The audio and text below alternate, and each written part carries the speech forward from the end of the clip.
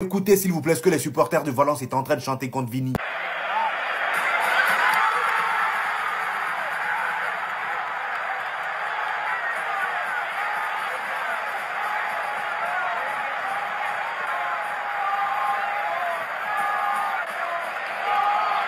C-O-N-C-O. Je pense que ceux qui comprennent un peu espagnol savent ce que ça veut dire. On va pas faire cours d'injure ici. Les gars, je veux pas vous mentir. Ce que les supporters sont en train de chanter contre Vinicius, c'est vrai que c'est dégueulasse, mais je suis pas du côté de Vinicius sur cette affaire-là. Il a trop la bouche. Franchement, au bout d'un moment, ferme-la. Sur le terrain, il fait que râler. Dès qu'il y a une petite action, tu le vois, il commence déjà à crier sur l'arbitre. Il commence déjà à faire des gestes. Voilà. Combien de fois on l'a vu insulter sur le terrain aujourd'hui? Dès qu'il y avait un petit truc qui n'allait pas dans son sens, il était là à sortir des faux.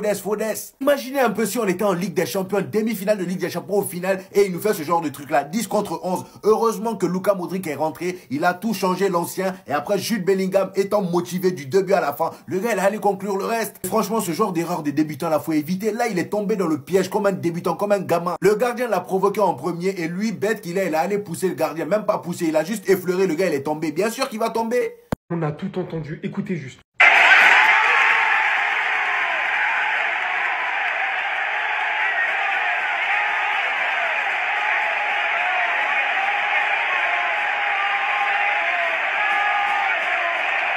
Chaque chose doit être différenciée. Quand vous parlez du comportement de Vinicius, et en l'occurrence du carton rouge qu'il a eu pour le comportement qu'il a eu envers le gardien adverse, nul doute sur ce fait que Vinicius ne doit pas se comporter et agir de cette manière. Il salit son image, il nuit surtout au Real Madrid, mais pour une fois j'apprécie énormément le geste, il sait se remettre en question.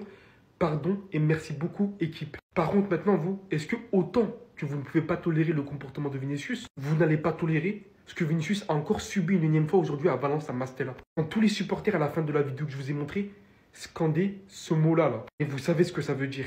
Je suis même pas en train de vous parler des fautes répétitives qu'il a subies durant tout le match où l'arbitre n'a pas décidé d'intervenir une seule fois. Mais ceux qui ont vu le match savent très bien l'arbitre, ce match-là, c'était catastrophique envers nous. Alors oui, vu le statut de joueur qu'il a, il ne doit pas répondre, réagir de cette manière avec ce comportement sur le terrain envers les joueurs adverses. Mais blâmer par contre ce qu'il y a en dehors aussi. Non pas uniquement ce que le joueur fait.